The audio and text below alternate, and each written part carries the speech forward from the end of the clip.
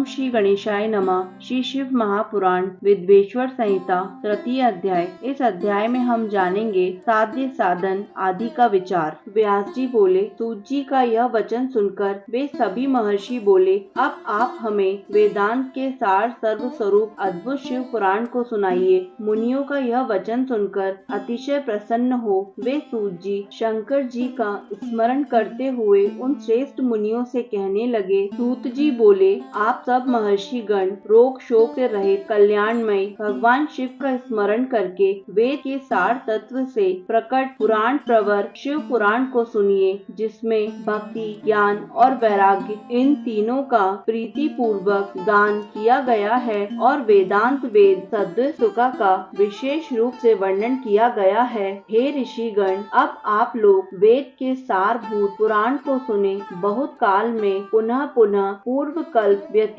होने पर इस वर्तमान कल्प में जब सृष्टि कर्म आरंभ हुआ था, उन दिनों 6 कुलों के महर्षि परस्पर वाद विवाद करते हुए कहने लगे, अमुक वस्तु सबसे उत्कृष्ट है और अमुक नहीं है। उनके इस विवाद ने अत्यंत महान रूप धारण कर लिया। तब वे सब के सब अपनी शंका के समाधान के लिए सृष्टिकर्ता अविनाशी ब्रह्मा जी के पास गए और हाथ जोड़कर विनय भरी वाणी में बोले, हे प्रभु, आप संपूर्ण जगत का धारण पोषण करने वाले हैं तथा समस्त कारणों के भी कारण हैं। हम यह जानना चाहते हैं कि संपूर्ण तत्वों से परे परात्पर पुराण पुरुष कौन है। ब्रह्मा जी बोले, जहाँ से मन सहित वाणी उन्हें ना पाकर लौट आती है तथा जिनसे ब्रह्मा, विष्णु, रुद्र और इंद्र आदि से युक्त यह संपूर्ण जगत समस्त भूतों एवं इंद्रियों के साथ पहले प्रकट हुआ है, वे ही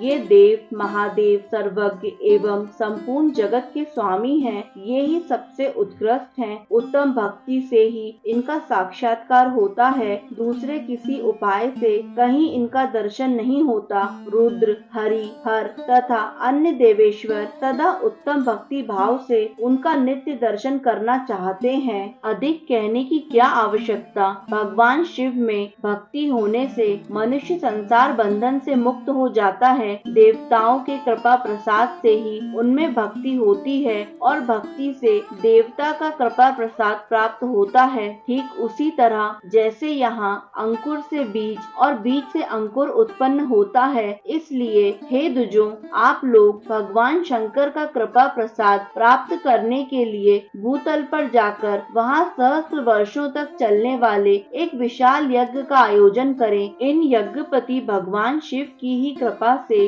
वेदोक्त विद्या के सारभूत साध्य साधन का ज्ञान होता है। मुनिगण बोले, हे भगवान, परम साध्य क्या है और उसका परम साधन क्या है, उनका साधक कैसा होता है, ये सभी बातें यथार्थ रूप से कहें। ब्रह्मा जी बोले, शिव पद की प्राप्ति ही साध्य है, उनकी सेवा ही साधन है तथा उनके प्रसाद से जो नित्य नैमित्तिक आदि फलों की ओर से निस्पृह होता है, वही साधक है। वेदोक्त कर्म का अनुष्ठान करके उसके महान फलों को भगवान शिव के चरणों में समर्पित कर देना ही परमेश्वर पद की प्राप्ति है। वही सालोक के आदि के क्रम से प्राप्त होने वाली मुक्ति है। उन सभी पुरुषों की भक्ति के अनुसार उन सबको उत्कृष्ट फल की प्राप्ति होती है। उस भक्ति के साधन अनेक प्रकार के हैं, जिनका प्रतिपादन साक्षात महेश्वर ने ही किया है। उसे संक्षिप्त करके मैं सारभूत साधन को बता रहा हूँ। कान से भगवान के नाम गुण और लीलाओं का श्रवण, वाणी द्वारा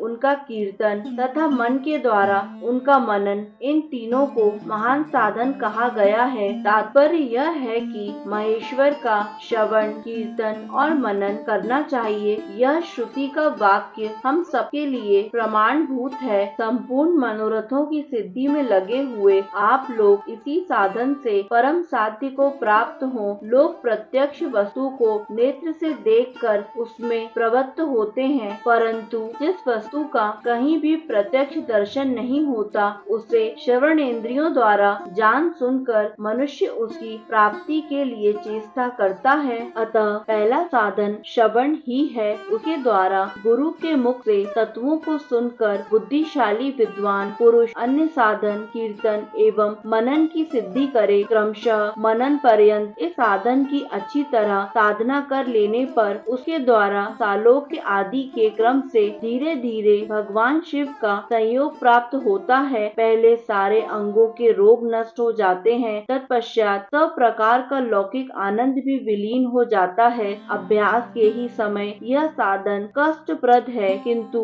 बाद में निरंतर मंगल देने वाला है। इस प्रकार श्री शिव महापुराण के अंतर्गत प्रथम विद्वेश्वर संहिता में साध्य साधन विचार नामक तीसरा अध्याय पूर्ण हुआ। दोस्तों, आगे के अध्यायों को निरंतर सुनने के लिए आप हमारे YouTube चैनल आध्यात्मिक कथाओं को सब्सक्राइब करें, लाइक करें एवं बेल आइकन पर प्रेस करें ताकि आगे आने वाले सभी अध्यायों की जानकारी आपको निरंतर मिलती रहे। धन्यवाद।